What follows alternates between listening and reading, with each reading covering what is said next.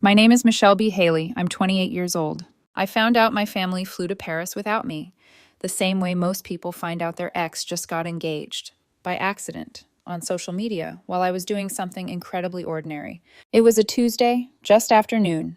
I was on my lunch break at work, sitting in my car in the office parking lot with a microwaved burrito in my lap and my phone balanced in one hand. The AC hummed weakly. A half-empty water bottle rolled around near the passenger seat. It was one of those days where you're not aiming for happiness. You're just trying to survive the second half of your shift. I wasn't looking for drama. I was looking for distraction. Thumb mindlessly scrolling, brain half asleep, eyes barely focusing until they did. My mom's name popped up at the top of my feed. New post. I tapped it without thinking. The first photo almost didn't register. It looked like a stock image. Blue sky, sunlight, metal lattice rising into the sky. The Eiffel Tower. And there, right in front of it, grinning like a tourism brochure family, were my parents and my younger sister. My mom in a floral blouse and sunglasses, my dad in a crisp polo he usually saves for weddings, my sister holding up one of those metallic rose gold suitcases like it was an accessory. They looked happy, coordinated, matching outfits, matching smiles, the kind of picture you'd frame on a wall. I swiped. The second photo was my sister, holding up a glass of wine toward the camera like a toast. Bonjour, written in the corner in some cursive filter font. Third was my mom wearing a beret tilted at a silly angle, standing outside a cafe. She'd captioned it, Parisian chic with a little baguette emoji. The fourth one stopped me cold. It wasn't the photo that did it, just another shot of them in front of some ornate Parisian building. It was the caption underneath the carousel that hit like a punch. Finally, just the real family together. I read it once, then again and again. The real family. I stared at those words until my burrito went cold in my hands. I wasn't tagged in this post. Not once. No mention of me in the caption. I scrolled through the comments like a detective looking for a clue. Beautiful. Enjoy. So glad you're getting quality family time. You deserve it. Your family is perfect. Nothing about me. No, wish Michelle could have come. Not even a polite lie. It felt like getting kicked in the stomach by someone you didn't even know was mad at you. I set the burrito aside, appetite gone, but still clinging to the warmth like an anchor. The real family, I repeated quietly to myself, testing the words out loud. They tasted metallic. For a moment, I tried to rationalize it. Maybe it was a last-minute trip. Maybe there was some emergency. Maybe they'd tried to invite me and something went wrong. Maybe they just worded it badly. Then my brain did that annoying thing it does when you've avoided something for too long. It reminded me. A few days earlier, I'd gotten a fraud alert from my Amex, some large travel-related purchase. I'd been stressed, busy, and I'd assumed it was some glitch or something from work. I swiped it away and promised myself I'd check it later. Later had apparently showed up in Paris. I opened the Amex app with fingers that suddenly weren't as steady as they had been 30 seconds ago. The list of recent charges stared back at me, neat and clinical. 3 round-trip flights from JFK to CDG. Total, $4,184. A hotel booking, 5 nights at Hotel Le Bristol. Total, $6,300. Private tours of the Louvre, Versailles, a curated food tasting day, $2,800. Restaurant reservations through a concierge service, $100. All of it on my card. All of it under my name. Not one text. Not one call, not even a, hey, we need help, can we borrow? Just booked behind my back, and off they went. The quiet rage that settled in my chest wasn't hot. It was cold, sharp around the edges. You'd think that would have been the worst part. It wasn't. About an hour later, as I sat at my desk, pretending to work with the Eiffel Tower still burned into my retinas, my phone buzzed. It was a text from my sister.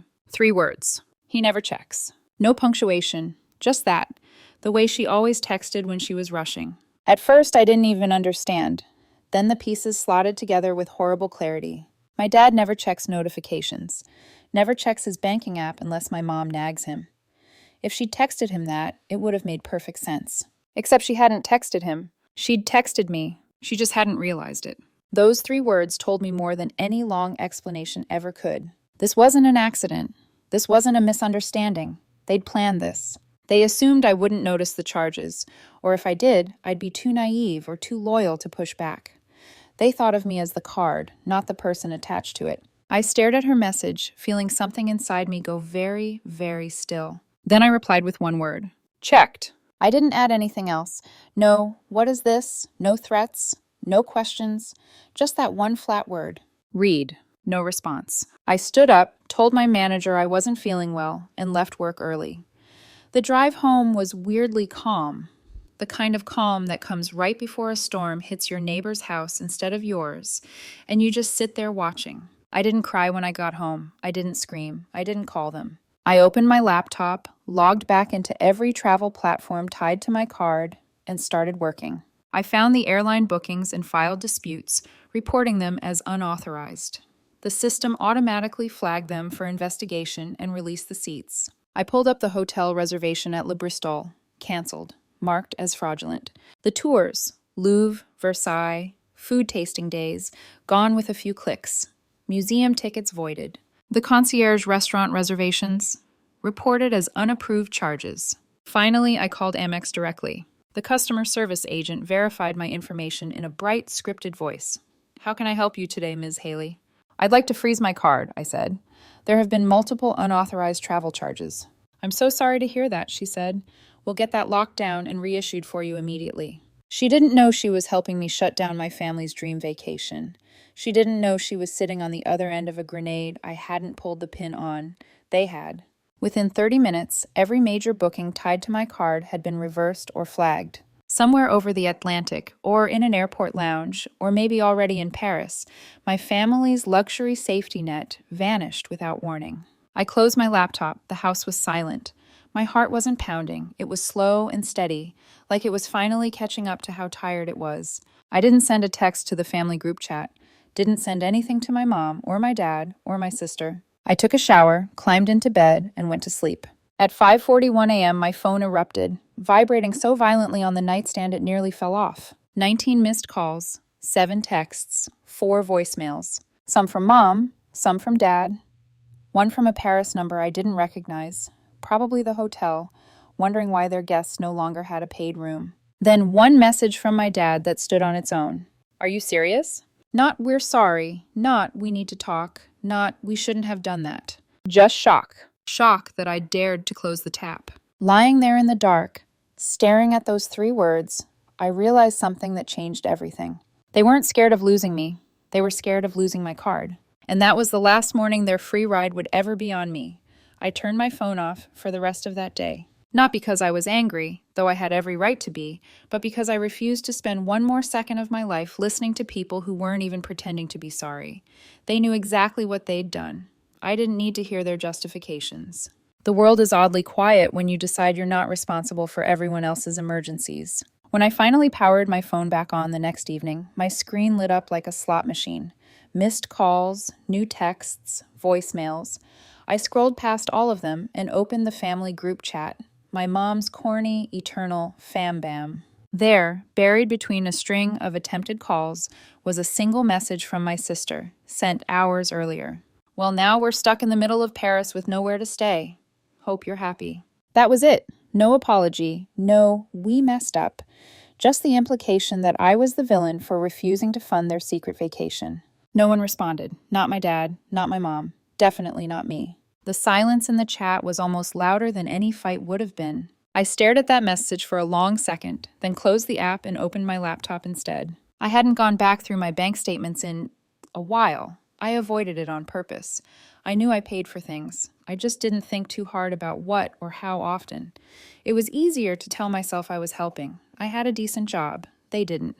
But for the first time, I was curious. Not out of a need for drama, but out of self-defense. So I logged into my bank account and scrolled back. 2 months, 6 months, a year. The more I looked, the more patterns started to jump out. Netflix, Hulu, Disney+, Uber Eats, DoorDash, Grubhub, Amazon purchases for items I didn't own, subscription boxes I'd never heard of, gym membership for a chain I'd never stepped into, charges at grocery stores across town at times I knew I was sitting at my desk at work. At first, it was just a prickling at the back of my neck. Then it became full-body nausea. I recognized my mom's usual grocery store, the nail salon my sister loved, the car repair place my dad swore had ripped him off last winter, all quietly billed to me. I'd always known I helped, paid for emergencies, covered just this once. What I hadn't realized was how it had stopped being emergency help and turned into infrastructure. They didn't just ask me for help when things went wrong. They began building daily life on my money, and I hadn't even double-checked the receipts. I opened a blank spreadsheet, not because I knew what I'd do with it, but because I needed to see everything in one place. I went back 2 years. That felt like a manageable number. 2 years of my 20s. Date column, vendor column, amount column, mom, dad, or sister as the likely beneficiary. It took me 2 nights. Every time I thought I'd reach the end, I'd scroll back and find something else. A random $300 here, a recurring $24.99 there, old Venmo transfers with no note attached. It stopped feeling like a favor and started feeling like a quiet theft I'd agreed to by keeping my eyes closed. When I finally totaled it up, the number stared back at me from the bottom of the sheet. $41,372.86. That didn't include the Paris trip. That didn't include the half mortgage payments from the years before. That didn't include the times I'd handed them cash in an envelope because someone was short this month. I sat there, blinking at the screen, waiting for a wave of rage. It didn't come. What came instead was clarity. It wasn't just the money, it was the assumption, the entitlement, the way they'd treated it like it was owed to them. Like I was some kind of walking overdraft protection with a pulse. They never said, "We're so grateful." They said, "Can you?" And I always did. So I made a decision. I didn't write a manifesto. I didn't plan a confrontation. I just turned off the tap. That night, I logged into every service I could think of. Hulu, cancel. Netflix, cancel. Disney Plus, cancel. HelloFresh, cancel. My sister's gym, cancel. Family iCloud account, cancel. Everything that auto-drafted from my card, everything that made their lives easier, everything they'd quietly attached to me without asking, I cut all the strings, one by one. And I didn't tell them. No long paragraph in the group chat. No. You've used me for too long. No, I'm done. I let the consequences show up organically, like unwanted notifications. It took 4 days. I was at my desk at work when my phone buzzed with a new message in FamBam. Sister, anyone else getting kicked out of their apps? Why is Hulu asking me to update payment? No one answered. A few minutes later, my sister texted me directly. Can you fix the storage thing? My photos won't back up. I looked at the message for a second, then locked my phone and set it face down on the desk. For the first time in years, I chose not to fix the storage thing. That evening, my dad finally broke his extended silence. Look, we can talk about what happened, but you're making things harder than they need to be. I almost laughed out loud. Not, we shouldn't have booked a trip behind your back. Not, we've clearly been leaning on you too much. Just a gentle reprimand that I wasn't making this easy on them. So I opened the family group chat. Attached the spreadsheet. Title, Everything You Never Paid For, XSS. No explanation, no all caps, no accusations, just numbers. I hit send and watched the little delivered pop up under each name. Within 5 minutes, the read indicators appeared one by one. Mom, read. Dad, read. Sister, read. Then, nothing. No typing dots, no excuses. No, this isn't fair. No, where did that number come from? Just a shared silence that, for once, didn't belong to me. They were probably hoping it would blow over. That if they waited long enough, I'd cool off and slip back into my usual role, ghost accountant, emotional sponge, family ATM with a nice smile. What they didn't realize was that I wasn't raging.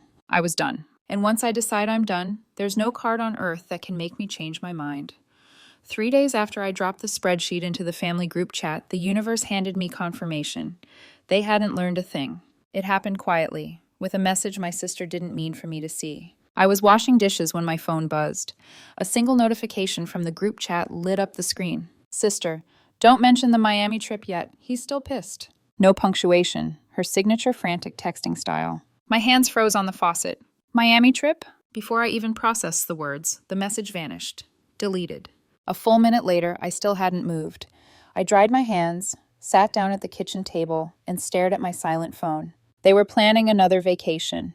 Behind my back. While still in Paris fallout mode. This time, she'd accidentally spilled the truth. I didn't respond in the group chat, didn't send a sarcastic "have fun" or a screenshot of my closed card. I simply forwarded the message privately to my dad. No explanation, just the screenshot.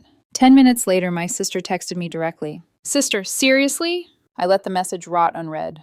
2 hours after that, my mom reached out with her predictable softness. Mom, I know you're hurt. When you're ready to talk, let me know. Still no apology, still no accountability. Just the first tremor in a pattern I knew too well.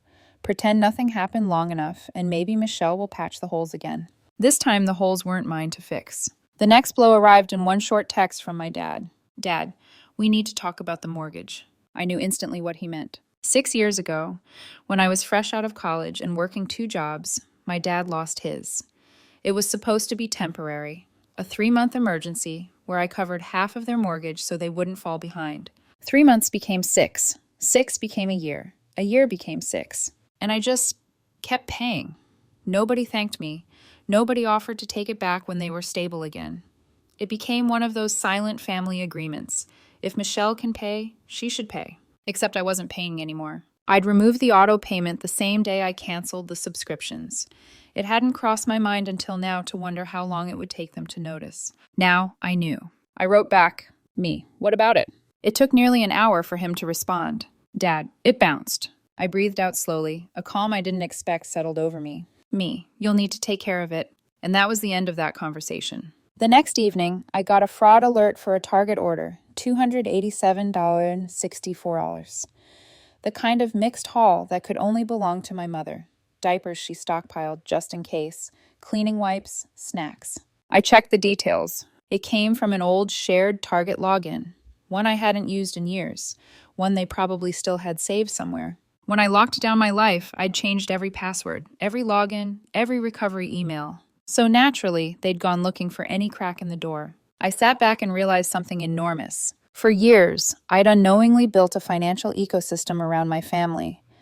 They lived inside it, and now, without it, they were scrambling. That was their problem, not mine. What happened next, though? That was the moment silence turned into action. I was still at the cabin, a quiet little place with no Wi-Fi, no neighbors, just birds and a stubborn fireplace, when my phone buzzed with a text from an old college friend.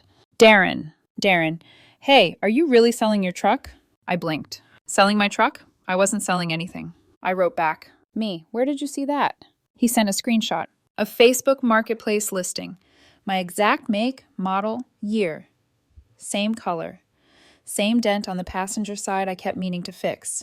But the contact number on the listing wasn't mine. It was my sister's. I stared at the photo, cold disbelief turning into something heavy and sharp in my stomach. Was it possible she'd posted the wrong truck? Used my photo by mistake? I clicked the listing link Darren sent. It opened to a live ad. Truck for sale. Owner needs quick cash. Serious buyers only. The photo was taken in my driveway. My phone hit the table. She had the spare key. I'd left it at my parents' house years ago, in case of emergencies.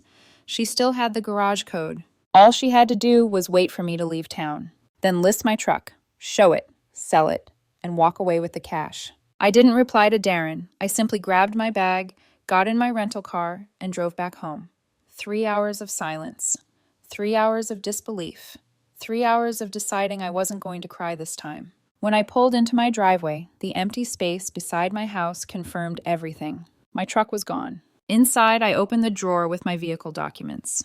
The title was still there, untouched. Then I pulled up my Ring camera history. 2 nights earlier, 11:26 p.m. There she was, hoodie pulled up, sneakers, looking over her shoulder like a teenager stealing from a convenience store. She grabbed the spare key, unlocked the truck, started it up, and drove off. I watched the clip 3 times, not because I needed proof, but because I needed to understand how easily she did it.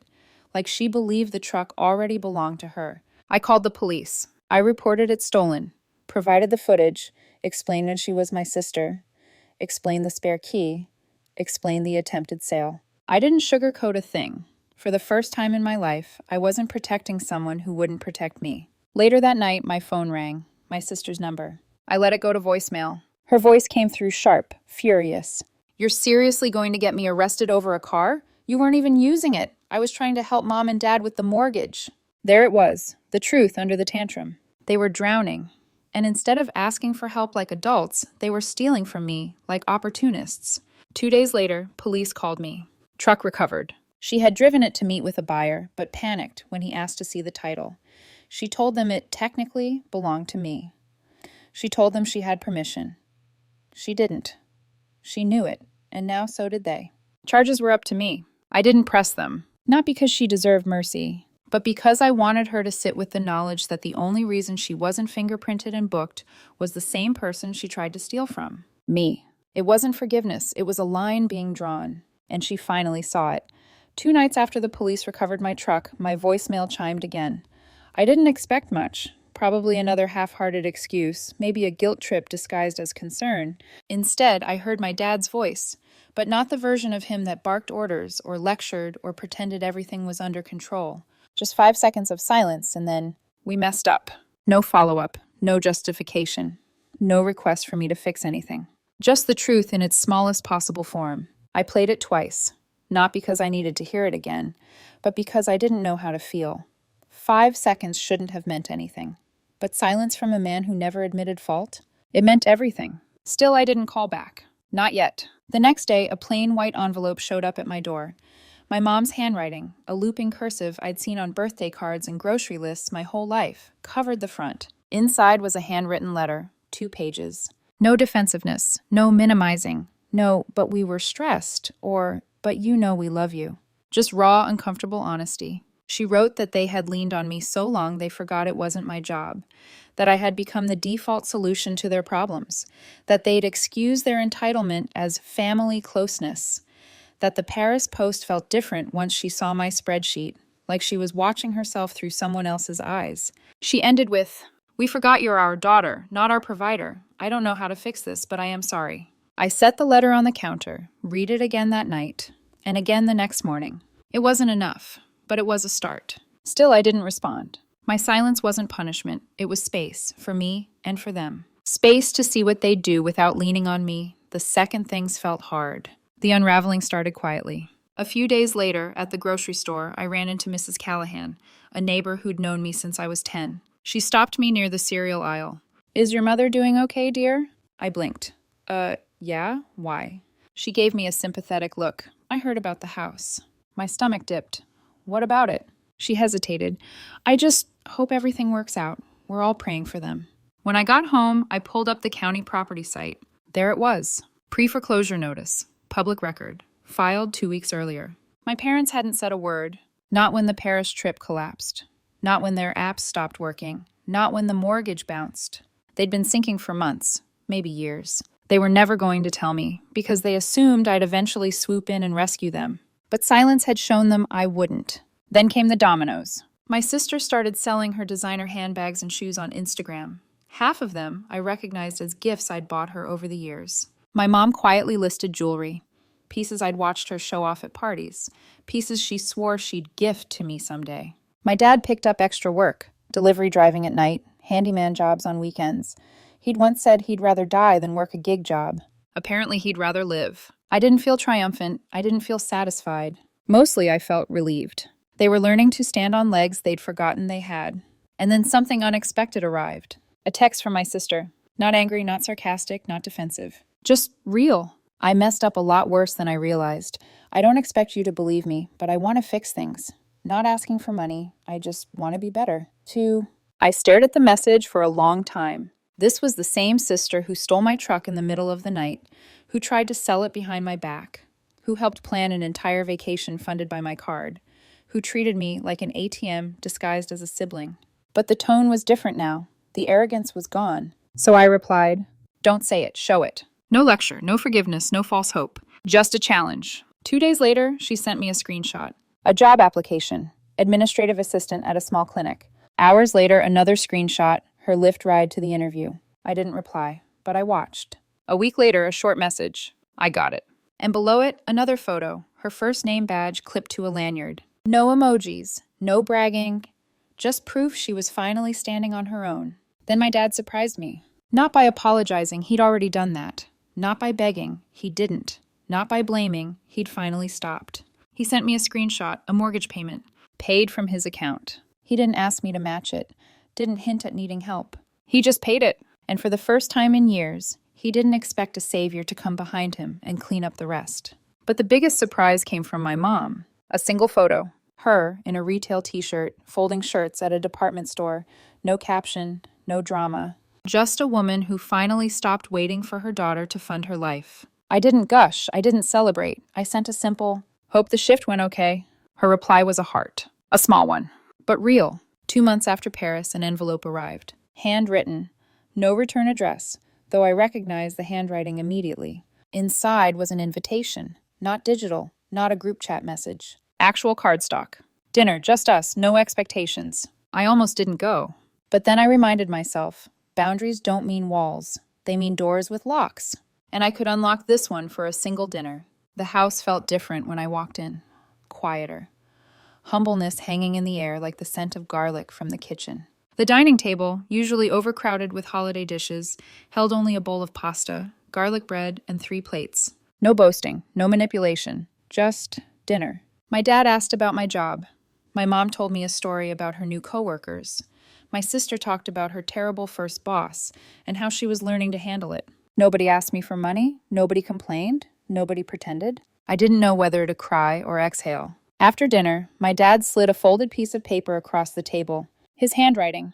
"We will never use your name or card again. Not because you cut us off, because we finally understand what we were taking." Below it were 3 signatures. Dad, Mom, Sister. He didn't ask me to sign it. It wasn't a contract. It was accountability in its simplest form. I folded the paper, put it in my jacket pocket, and stood to leave. My mom hugged me out the door. Not a desperate hug, not a clingy one. Just a quiet, grateful squeeze. As I drove home, I didn't feel anger. I didn't feel pity. I felt clarity. They weren't perfect. They weren't healed. But they finally understood something I had screamed silently for years. I wasn't their financial plan. I wasn't their safety net. I wasn't their ATM. I was their daughter. Just that. And for the first time, it was enough.